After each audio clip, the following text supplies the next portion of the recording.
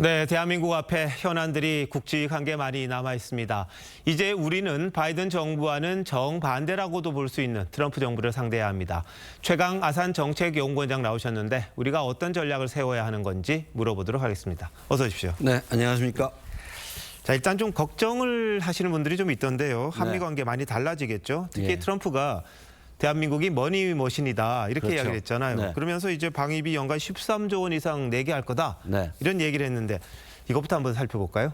가능성이 매우 높습니다. 특히 우리가 12차 방위 분담 협상을 벌써 타결을 했기 때문에 그렇죠.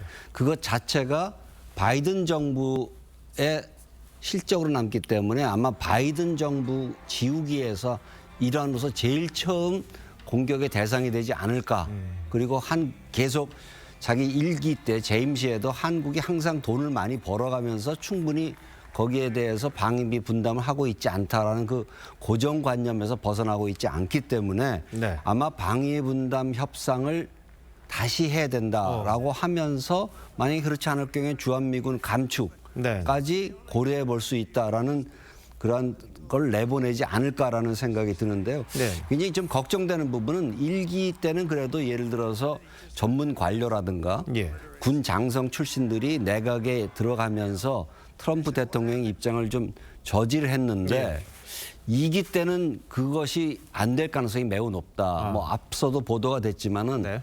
제가 예측컨대는 전문 관료라기보다는 충성도를 기준으로 해서 내각을 구성할 가능성이 상당히 예. 높고 이미 본인이 4년간 대통령직을 수행해 왔기 때문에 예. 내가 잘 안다. 그런 자신감에 있어서 굉장히 한국에 대해서 강력한 요구를 할 가능성이 높다고 보여집니다. 네. 자, 그럼 우리가 이제 협상을 좀 이끌어갈 전략이 필요해 보이는데 네. 혹시 트럼프 정부와 라인이라고 할까요? 예. 물밑으로 어떤 협상을 했다든지 그런 게 있습니까? 아마 지난 한 1년, 특히 한 1년 동안은 특히 과거 트럼프 행정부 시절에 그 고위직을 지냈던 사람, 예를 들어서 오브라이언 장관이라든가 아니면 그 밑에 급에 있는 사람들과도 많은 접촉을 했다라고 보여지고요. 아마 지금도 하고 있을 거고 아마 정부에서 이 대선 이후에 어떤 접촉을 하거나 또 민간 외교를 하기 위해 상당히 노력을 해놓고 준비를 해놓고 있는 것 같은데 네.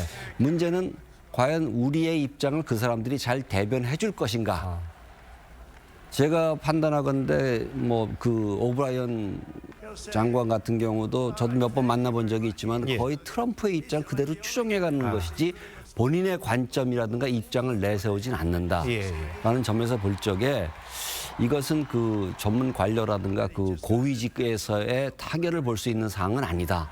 결국 대통령과의 정상회담에서 타결을 보는 방법을 우리가 좀 굉장히 고민해 봐야 될 시점인 것 같습니다. 윤석열 대통령과 트럼프 대통령 케미가 좋을까요? 어떨까요?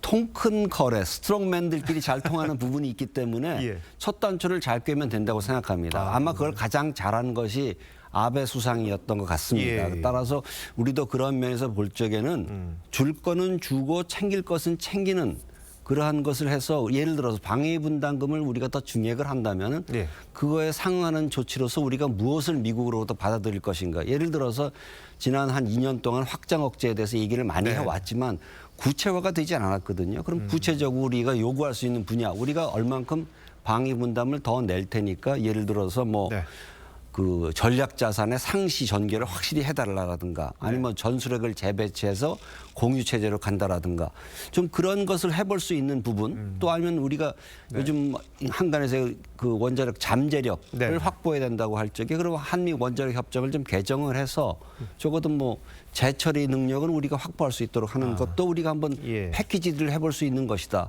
그거를 예를 들어서 밑에부터 쭉 올라가다 보면 이걸 굉장히 타결 보기 쉽지 않다라는 생각이 듭니다. 알겠습니다. 자, 이제 가장 우려하는 게 김정은과의 관계일 겁니다. 느닷없이 만나서 우리는 배제하고 뭔가를 또 이 협상을 하고 이제 타결을 한다든지 그럴 경우가 있을 것 같은데 그건 어떻게 봅니까? 가능성을 완전히 배제할 수는 없을 겁니다. 존 볼튼 대사 같은 경우는 본인이 예측하건대 트럼프 대통령 분명히 평양에 가서 김정은과 정상회담을 하려 할 것이다 라고 하는데 지금 시점상 그러한 정상회담이 본인의 그러한 인지도라든가 여론에서 좋은 평가를 받기가 쉽지 않다라고 보여집니다. 본인으로서는 지금 해결해야 될 문제가 먼저 러시아와 중국과의 관계이기 때문에 김정은과의 정상회담 자체가 큰 그 반향을 일으키진 않을 것이라는 생각 때문에 네. 지금 단기간 내에 성사될 가능성은 매우 낮다고 보여집니다. 알겠습니다. 최 원장님 여기까지 듣겠습니다. 고맙습니다. 네.